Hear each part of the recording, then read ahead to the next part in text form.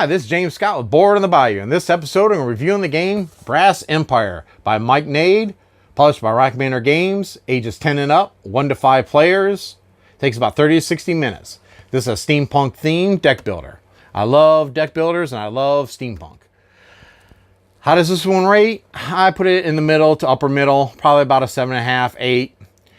We'll go ahead and look at the game.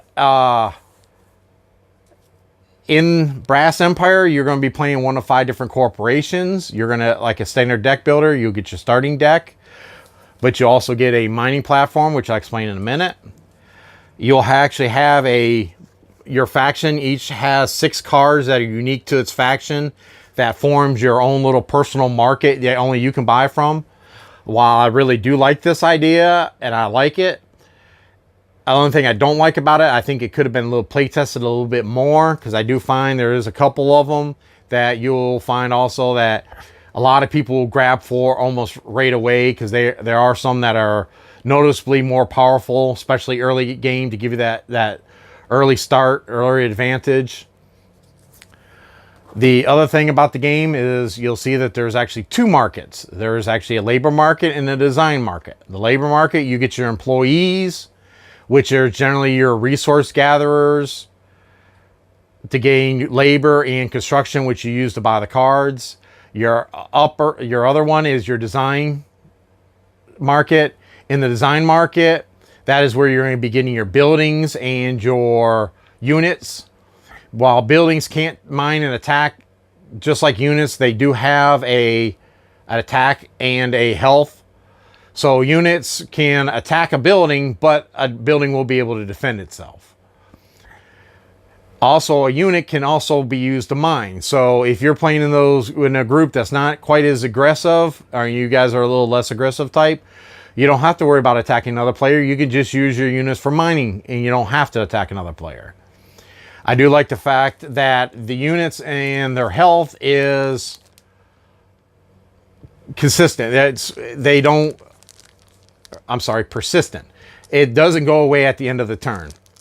You'll use these little red dice that are provided to keep track of the health of your unit, so you can beat on these big units, which I do like. Only thing is, you're probably going to want to kill it yourself, because whoever is the one who destroys it is the one who gets the brass reward.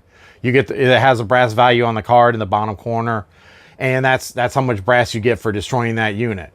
So you're going to want to be the one to destroy it. As for the cards themselves, they are really nice cards. Nice little linen finish. Got a nice design back. I do like that gear themed. The artwork is really nice. They're pretty good. There's some that are really gorgeous steampunk themes. I like some of the design. You notice I'm keeping in the center here. I like this design. The thing I don't like about this one is these borders. They seemed almost slapped on at the last second. It's just a plain color, and honestly, to me, it may just be me. It makes them look cheap. All this work on all this pretty design and this border just being that solid color, it just takes away from the niceness of the rest of the card. It just may be me. Another thing about this too is, if you noticed on the 2 different markets, there's also, and most deck builders will have a general pool for your basic upgrades of your starter cards, which is, in this case, the contractors and the managers. In this game, they put them in the labor market.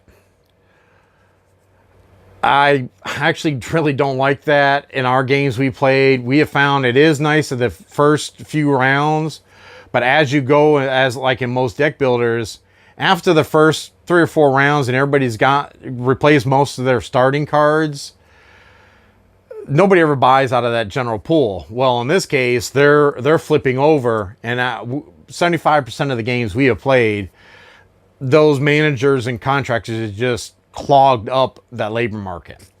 This may be by design. I don't know. Personally, I didn't care for it. In the future games, I have thought, and I've seen on the forums, people have removed them from this deck, because we counted them up. They're about 30% of this deck is those cards. We have talked about possibly taking those, at least maybe the managers and the contractors, and putting them to the side in their own 2 little pools, or maybe you can try it just doing the managers. But people out on the forums, like I said, have had success and said they have found it more enjoyable. But that's, like I said, that would be a house rule variant. The rule book itself is pretty nice rule book.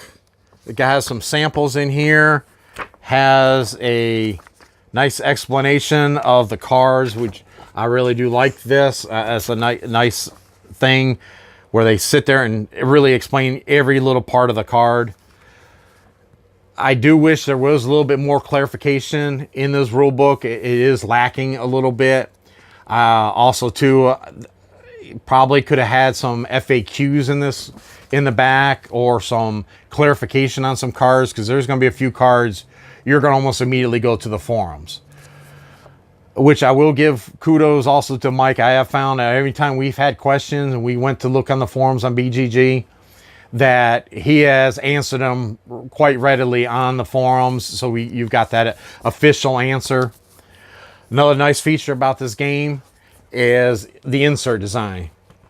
He has put in a big insert in here, plenty enough room to hold the cards and an expansion. You could sleeve your cards. You're still going to have room for everything. I really like this. I really thought ahead and thought of the player, who's going to be playing this game.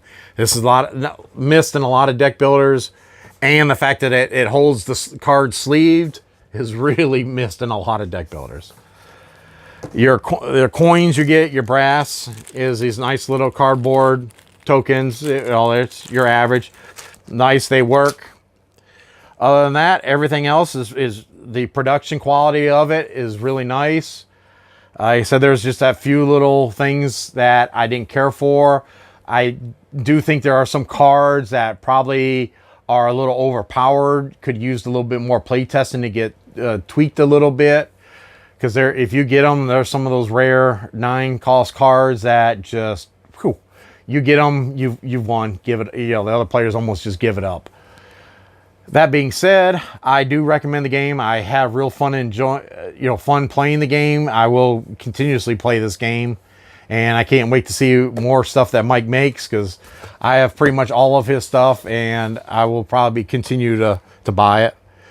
But for this one, again, I give it that middle upper row. Needs work, but fun to play.